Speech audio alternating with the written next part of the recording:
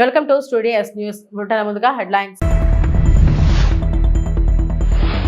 పీఓకేపై రాజ్నాథ్ సింగ్ కీలక వ్యాఖ్యలు.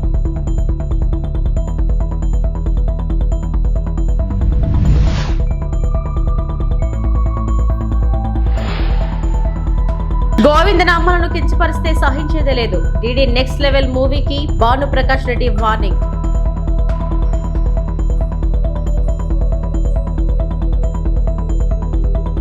ఉత్తరప్రదేశ్ లో పెళ్లి చేసుకున్న ఇద్దరు అమ్మాయిలు.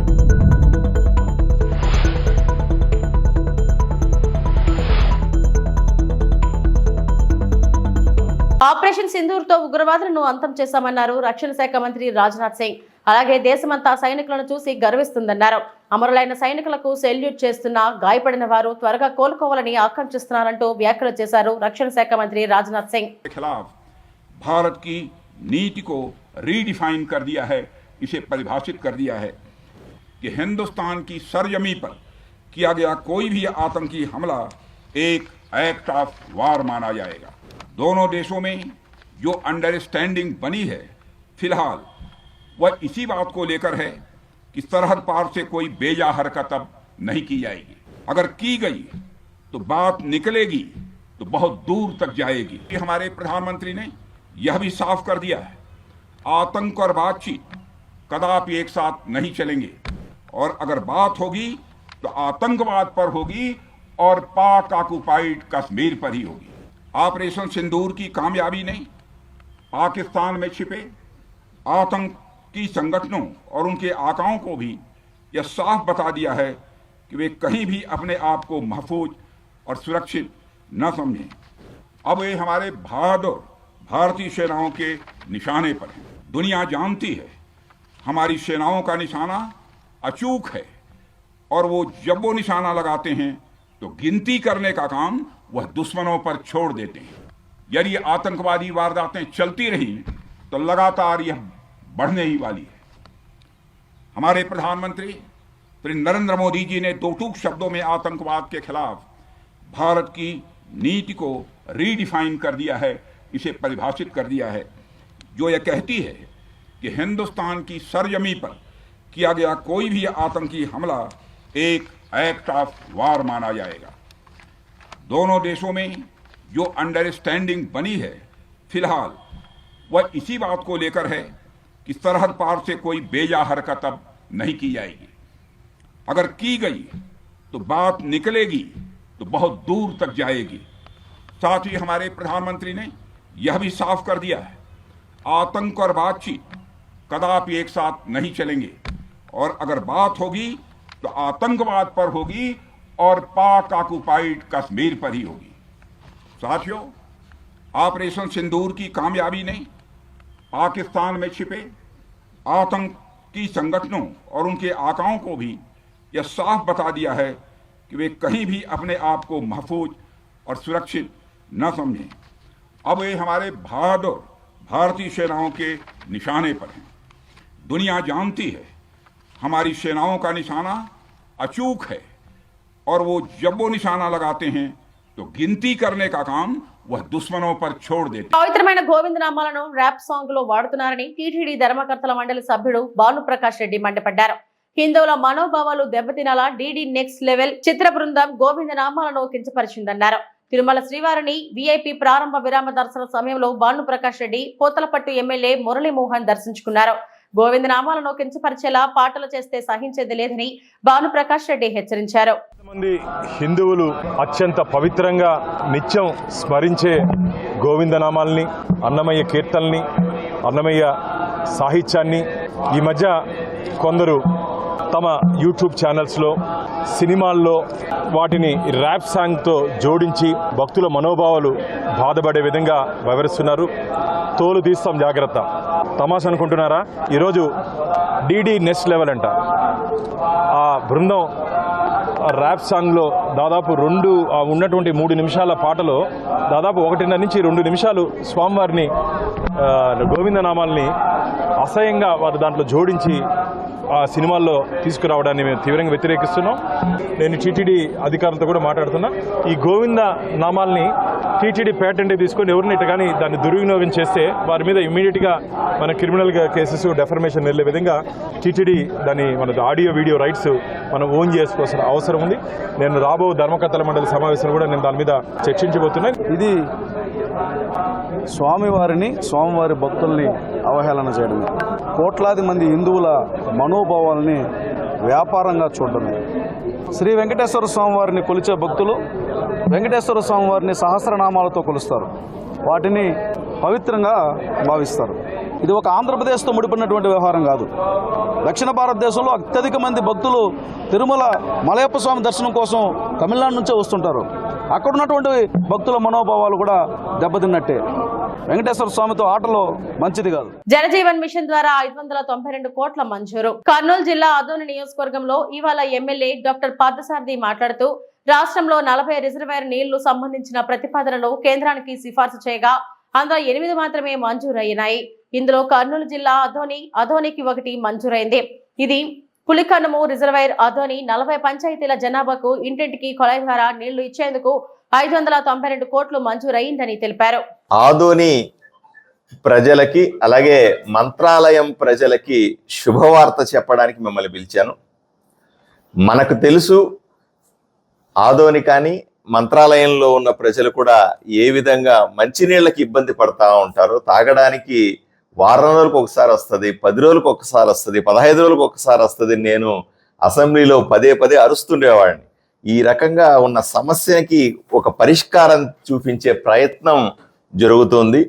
జలజీవన్ మిషన్ ద్వారా అంటే కేంద్ర ప్రభుత్వం ఇంటింటికి స్వచ్ఛమైనటువంటి మంచినీటిని కొళాయి ద్వారా ఇప్పించేటువంటి ఈ పథకం ద్వారా దీనికి పరిష్కారం చూపించడానికి ఈరోజు ముందుకొచ్చాం. సాధారణంగా మంచినీళ్ళు అనేవి ఉపరితల వ్యవస్థ నుంచి రావాలి. అంటే పారే నీళ్లలో బయట భూమి పైనుంచి పారే నీళ్లు ఎప్పుడు తీయగా ఉంటాయి. అందుకనే మనము మన డ్యాముల్లో కానీ లేకపోతే చెరువులు మన కుంటల్లో కానీ లేకపోతే వచ్చే నీళ్ళని మనం తాగడానికి తీయగా ఉన్నాయి అంటారు. అదే బోర్లలో నీళ్లు చూడండి ఉప్పగా ఉన్నాయి, తాగడానికి పనికిరావు అంటారు. సో సాధారణంగా పైన ఉపరితలంగా పారే నీళ్లు రిజర్వాయర్ల ద్వారా డ్యామ్ల ద్వారా పారే నీళ్ళని మనం తీసుకుని వచ్చి ఇంటింటికి ఇవ్వాలన్న ఆలోచన.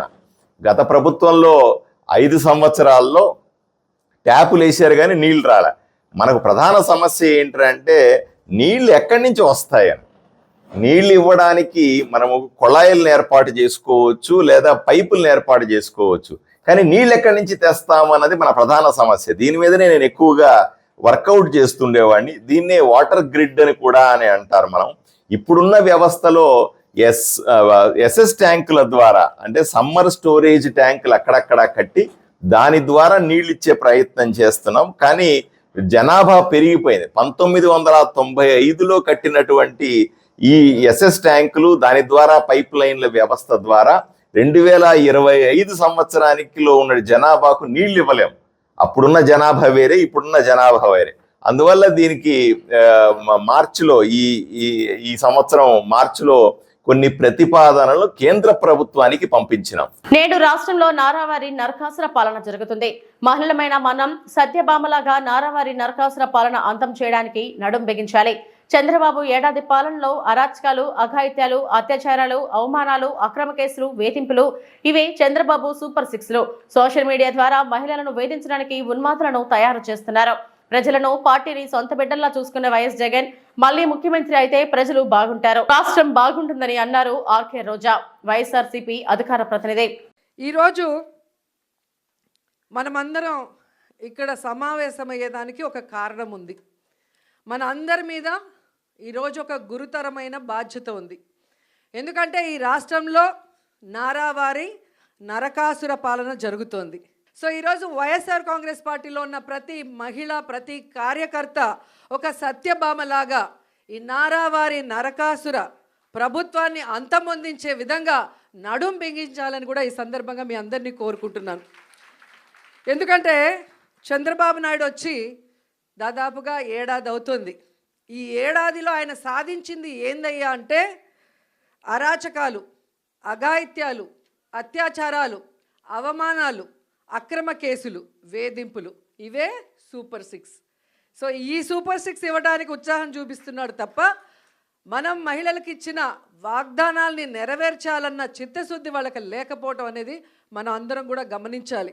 ఎందుకంటే జగన్మోహన్ రెడ్డి గారు అధికారంలో రాకముందు మహిళలకి ఏమేం ప్రామిస్ చేశారు, అధికారంలో వచ్చిన తర్వాత అవన్నీ ఎలా ఫుల్ఫిల్ చేశారు, అవే కాకుండా చెప్పని అనేకం కూడా మన కోసం ఎలా చేశారో మళ్ళీ నేను ప్రత్యేకంగా చెప్పాల్సిన అవసరం లేదనుకుంటున్నా. ప్రతి కుటుంబంలో ఎంతమంది ఏ స్కీమ్కి అర్హులో కులం, మతం, పార్టీ చూడకుండా అందరికీ అన్నీ అందించారు కాబట్టే ఈరోజు మనం ధైర్యంగా గ్రామాల్లోకి వెళ్ళగలుగుతున్నాం.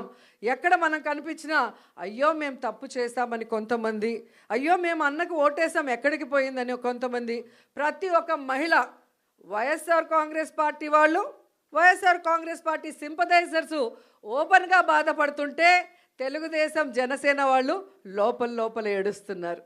ఎందుకంటే ఈ కూటమి ప్రభుత్వం వైఎస్ఆర్సీపీ మహిళలనే కాదు, వాళ్ళ తెలుగుదేశం జనసేన మహిళల్ని కూడా మోసం చేసింది.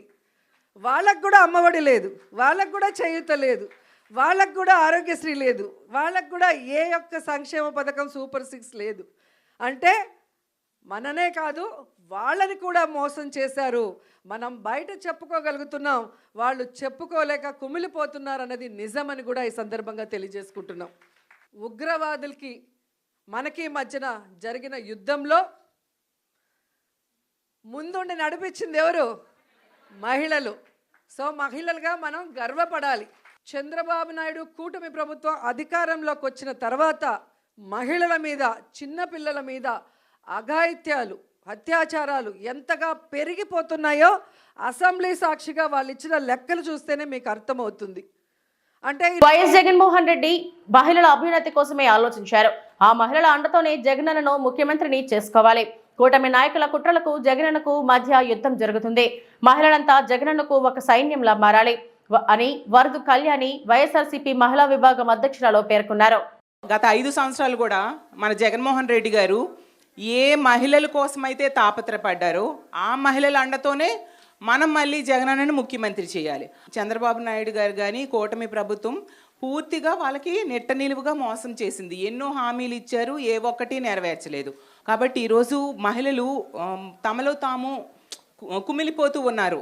గత 5 ఏళ్ళు జగనన్న మహిళల్ని ఆర్థికంగా, రాజకీయంగా, సామాజికంగా ఉన్నత స్థానంలో కూర్చోబెట్టడానికి ఎంతగానో కృషి చేశారు. ఆ రోజైతే మహిళా పక్షపాత ముఖ్యమంత్రిగా ఉంటే ఈరోజు మహిళా ద్వేషి ముఖ్యమంత్రిగా ఈరోజు చంద్రబాబు నాయుడు గారి పాలన సాగుతూ ఉండే పరిస్థితి మనం చూసాం.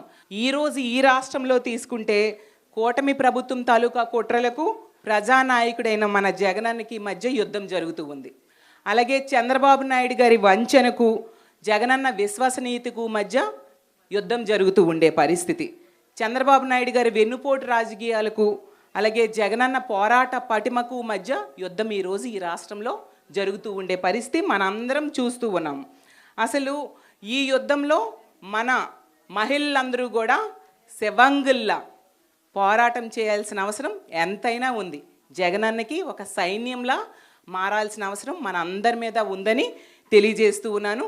కాబట్టి రానున్న రోజుల్లో జగనన్న పాదయాత్ర 2.0 ప్రారంభమవుతుంది. దాని ద్వారా మళ్ళీ జగనన్న ముఖ్యమంత్రి అయి జగనన్న పాలన 2.0ని మనం రానున్న రోజుల్లో చూసి తీరుతాం. ఈరోజు సంవత్సర కాలం గడిచింది. ఏ ఒక్క ఎమ్మెల్యే అయినా ప్రజల్లోకి ధైర్యంగా వెళ్ళగలుస్తున్నారా? వెళ్తే ప్రజలు చీకొడతారు. ఎందుకంటే ఇచ్చిన హామీలు ఏ ఒక్కటి నెరవేర్చని పరిస్థితి మన అందరము చూసాం. ప్రతి దానిలో కూడా మహిళలకే అవకాశాలు ఇచ్చిన పరిస్థితి మనం చూసాం. కాబట్టి మనం జగనన్నకి మళ్ళీ ముఖ్యమంత్రిగా చేసుకోవాల్సిన అవసరం మన అందరి మీద ఉంది. ఈరోజు తీసుకుంటే మద్యం ఏరులై పారుతూ ఉండే పరిస్థితి, ఎక్కడ చూసినా బెల్ట్ షాట్స్, దానివల్ల మహిళల మీద అఘాయిత్యాలు విపరీతంగా పెరిగిపోతూ ఉండే పరిస్థితి. దాని మీద దృష్టి పెట్టట్లేదు. ఎంతసేపు కూడా రెడ్ బుక్ రాజ్యాంగం ఎలా అమలు చేయాలన్న దాని మీదే పోలీస్ వ్యవస్థను ఉపయోగిస్తున్నారు తప్ప మహిళల రక్షణ కోసం కానీ, ప్రజల రక్షణ కోసం కానీ ఏ మాత్రం ఉపయోగించని పరిస్థితి. ఈరోజు మహిళలు స్కూల్కి వెళ్ళేటప్పుడు కూడా వాళ్ళ మీద అఘాయిత్యాలు జరుగుతున్నాయి. కాలేజీలకు వెళ్తున్నప్పుడు, పనికి వెళ్తునేటప్పుడు, ప్రతి దగ్గర కూడా, ఈవెన్ వ్యవసాయ పనులకు వెళ్ళేటప్పుడు కూడా వాళ్ళ మీద అఘాయిత్యాలు జరుగుతూ ఉండే పరిస్థితి. అంటే మహిళలకి ఈ కూటమి ప్రభుత్వంలో ఇంట్లో రక్షణ లేదు, బయట కూడా రక్షణ లేని పరిస్థితి మనం చూస్తూ ఉన్నాం. అసలు చంద్రబాబు నాయుడు గారు సూపర్ 6లు ఇస్తామని చెప్పారు, కానీ ఒక్క మహిళకైనా ఫ్రీ బస్ ఇచ్చారా చెప్పండి? అలాగే ఒక్క ఉద్యోగం ఇవ్వలేదు, ఒక్క మహిళకు కూడా మహాశక్తి పథకం ఇవ్వలేదు, ఒక్క మహిళకు కూడా అమ్మఒడి ఇవ్వలేదు, అలాగే ఒక్క మహిళకి ఫీజు రీఎంబర్స్మెంట్ ఇవ్వలేదు, ఒక్క మహిళకి ఇంటి స్థలం ఇవ్వలేదు. అంత దారుణంగా మోసం చేశారు. ఈ కూటమి ప్రభుత్వంలో సూపర్ 6లు అమలవుతున్నాయి. ఏంటో చెప్పాలా? ఏం సూపర్ 6లు అమలవుతున్నాయో? బెల్ షాప్స్, అలాగే పెర్మిట్ రూమ్లు, పేకాట క్లబ్బులు, గంజాయి, డ్రగ్స్, ఆడబిడ్డలపై అఘాయిత్యాలు. ఈ సూపర్ 6లు మాత్రం ఈ కూటమి ప్రభుత్వంలో అమలవుతూ ఉన్న పరిస్థితి మనం చూసాం. అంతేకాకుండా సూపర్ 6లు ఇవ్వట్లేదు, కానీ వాళ్ళు హామీ ఇచ్చిన సూపర్ 6లు సూపర్ స్కాములు మాత్రం ఇస్తూ ఉన్నారు. ఒకవైపు తీసుకుంటే ఇసుకలో కుంభకోణం, మద్యంలో కుంభకోణం, అలాగే తీసుకుంటే మట్టిలో కుంభకోణం, కాంట్రాక్ట్ పనుల్లో కుంభకోణం, అమరావతిలో ఆ కాంట్రాక్టుల్లో కుంభకోణం, అలాగే విద్యుత్ కొనుగోలులో కుంభకోణం, అలాగే వరుస భూముల్లో కూడా కుంభకోణం. ఎక్కడ చూసినా స్కామ్లు ఈ కూటమి ప్రభుత్వంలో మనం చూస్తూ ఉన్నాం. కాబట్టి ఈ రోజు నుంచి కూడా మన మహిళలందరూ కూడా జగనన్న సైన్యంలా మారి జగనన్న కోసం, జగనన్న పార్టీ, మన పార్టీ అయిన వైఎస్ఆర్ కాంగ్రెస్ పార్టీ నిర్మాణంలో భాగస్వామ్యాలు అవ్వాలని మీ అందరినీ. ఉత్తరప్రదేశ్ లో పెళ్లి చేసుకున్న 2 అమ్మాయిలు. ఉత్తరప్రదేశ్ లో న్యాయవాదుల సమక్షంలో పెళ్లి చేసుకున్న 2 మహిళలు తమకు పురుషులు అంటే ఇష్టం లేదని 3 నెలల నుంచి కలిసి ఉన్నామన్న మహిళలు. బధయా కోర్టు ప్రాంగణంలోని శివాలయంలో దండలు మార్చుకుని పెళ్లి చేసుకున్న మహిళలు.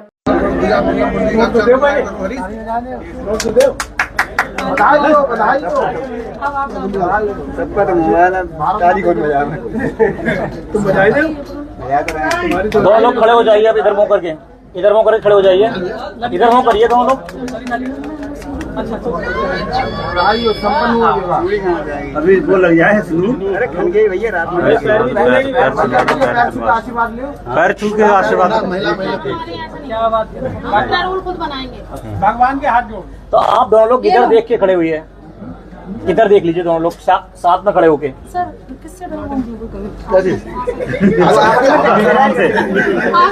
చిత్తూరు జిల్లా కుప్పం వైసీపీకి రాజీనామా చేసిన మాజీ ఏఎన్సీ చైర్మన్ విద్యాసాగర్. మీడియాతో మాట్లాడిన విద్యాసాగర్, వైసీపీ బలోపేతానికి అన్ని విధాలా కృషి చేశాం. వైసీపీ పార్టీ కోసం కష్టపడిన కొంతమందితో మాత్రమే ఇన్ఛార్జ్ భరత్ సమావేశాలు పెట్టుకుంటున్నారు. Kuppam municipal vice chairman Munuswamy మరియు ఆయన తల్లి 15వ వార్డు కౌన్సిలర్ ను సస్పెండ్ చేయడం విడ్డూరంగా ఉంది. నా తోటివారిని పార్టీ నుండి సస్పెండ్ చేసినా, నన్ను సస్పెండ్ చేసినా ఒకటే. వైసీపీ పార్టీకి సభ్యత్వానికి రాజీనామా చేస్తున్నా. కుప్పం నియోజకవర్గంలో ఉన్న వ్యక్తులకు ఇన్ఛార్జ్ ఇస్తే బాగుండేది. కుప్పంలో అందుబాటులో లేని భరత్ వెంట ఉంటే మనం పార్టీకి న్యాయం చేయలేమని రాజీనామా చేస్తున్నారని అన్నారు.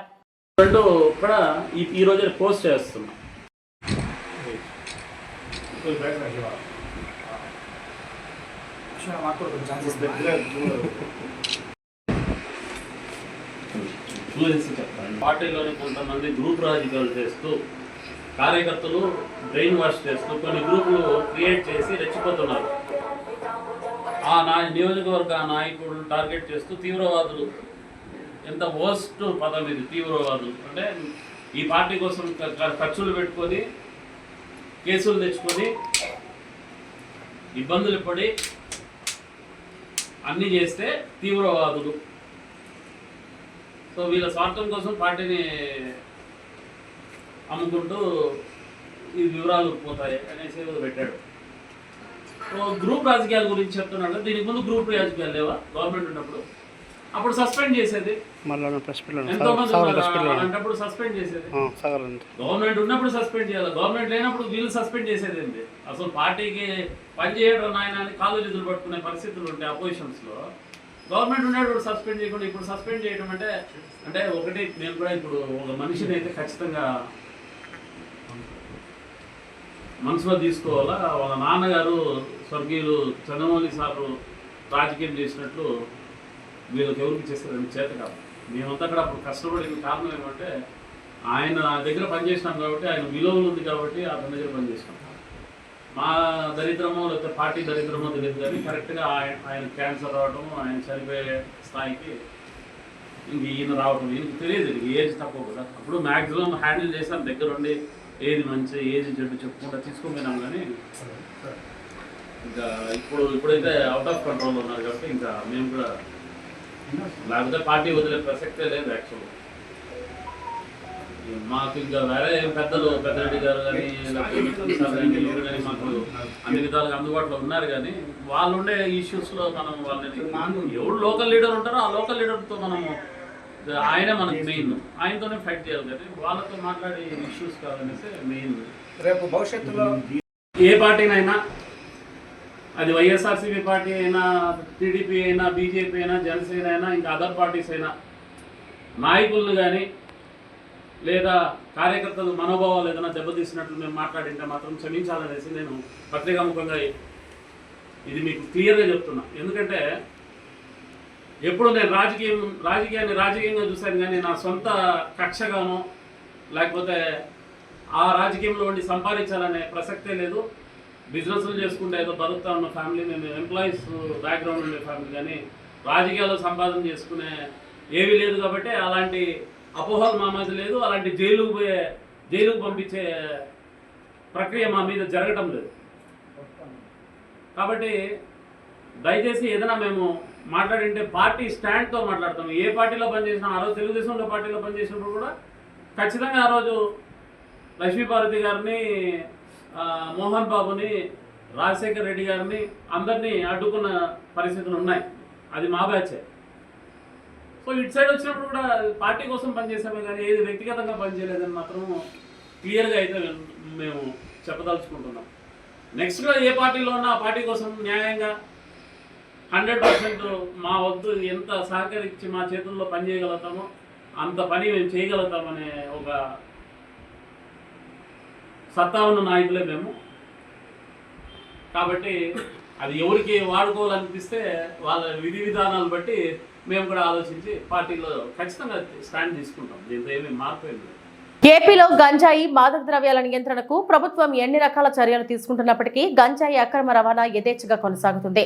తాజాగా అనకాపల్లి జిల్లా నక్కపల్లి మండలం వేంపాడు టోల్ ప్లాజా వద్ద 2 వ్యక్తులు గంజాయితో పోలీసులకు పట్టుబడ్డారు. నక్కపల్లి పోలీస్ సిబ్బంది వేంపాడు టోల్ ప్లాజా వద్ద వాహన తనిఖీలు చేస్తుండగా వారిని చూసి పరారయ్యేందుకు యత్నించిన 2 వ్యక్తులను అదుపులోకి తీసుకున్నారు. వారి వద్దనున్న 2 బ్యాగులను తనిఖీ చేసి 12 కేజీల గంజాయి స్వాధీనం చేసుకున్నారు. నిందితులను అరెస్టు చేసి రిమాండ్కు తరలిస్తున్నట్లు నక్కపల్లి ఇన్స్పెక్టర్ కుమారస్వామి మీడియాకు వెల్లడించారు. ఈరోజు మార్నింగ్ సుమారు 10 గంటల సమయంలో నక్కపల్లి మండలం ఎస్ఐ గారికి, శనిబాబు ఎస్ఐ గారికి ఇల్లీగల్గా గాంజా ట్రాన్స్పోర్ట్ చేస్తుందని ఇన్ఫర్మేషన్ రావడం జరిగింది. ఆ ఇన్ఫర్మేషన్ బేస్ చేసుకొని వేంపాడు టోల్ ప్లాజా దగ్గర వెహికల్ చెకింగ్ కండక్ట్ చేయడానికి వెళ్తుండగా పోలీసు వారిని చూసి ఒక 2 వ్యక్తులు బ్యాగులతో గాంజా పట్టుకొని పారిపోవడానికి ప్రయత్నించడం జరిగింది. వాళ్ళ సిబ్బంది సహకారంతో వాళ్ళని అరెస్ట్ చేయడం, అప్రహెండ్ చేయడం జరిగింది. చేసి వాళ్ళని చెక్ చేయగా వాళ్ళ దగ్గర నుంచి ఒక 12 కేజీస్ గాంజా సీజ్ చేయడం జరిగింది. అందులో 2 ముద్దాను కూడా అరెస్ట్ చేయడం జరిగింది. వాళ్ళు ముని వెంకట అప్ప, ఆయన బెంగళూరుకి సంబంధించిన వ్యక్తి. ఇంకొకరు కుప్పమట్టు అనే అతను ఈ తేనె డిస్ట్రిక్ట్, తమిళనాడుకి సంబంధించిన వ్యక్తి. ఈయనకి ఎర్లియర్ తమిళనాడు స్టేట్లో ఒక గాంజా కేసు కూడా ఉంది. బెంగళూరు అతను వెంకటప్ప గారికి, అంటే వెంకటప్పకి ఒక మర్డర్ కేసు కూడా ఉంది. ఆయన కన్వెక్షన్ కూడా ఒక లైఫ్ కన్వెక్షన్ వచ్చింది. ఆయన శిక్ష కూడా అనుభవించుకొని వచ్చి గాంజా బిజినెస్ స్టార్ట్ చేశాడు. ఎర్లేరు కూడా మన నర్సీపట్నం, వైజాగ్ ఇక్కడికి వచ్చి గాంజా తీసుకెళ్ళినట్టు మనకు సమాచారం ఉంది. వాళ్ళని ఈరోజు ఎస్ఐ గారు అరెస్ట్ చేసి ఈరోజు రిమాండ్ కూడా పంపించడం జరిగింది. సార్ ఎక్కడి నుంచి ఎక్కడ తరలిస్తున్నారు? వీళ్ళు బెంగళూరు తరలిస్తున్నారు. ఈ సోర్స్ అంటే ఇంకా సోర్స్ మనకి ఎక్కడి నుంచి వచ్చిందని చెప్పి కరెక్ట్ అయిన ఇన్ఫర్మేషన్ లేదు. కొంతవరకు కాల్ డేటా అనాలిసిస్ చేస్తే కానీ మాకు ఇన్ఫర్మేషన్ తెలియదు. మాకైతే కొన్ని క్లూస్ ఉన్నాయి, దాన్ని బేస్ చేసుకొని ఆరిజిన్ అయితే తప్పకుండా పడుతుంది. ఈ బులెటిన్ ఇంతటితో సమాప్తం. నమస్తే.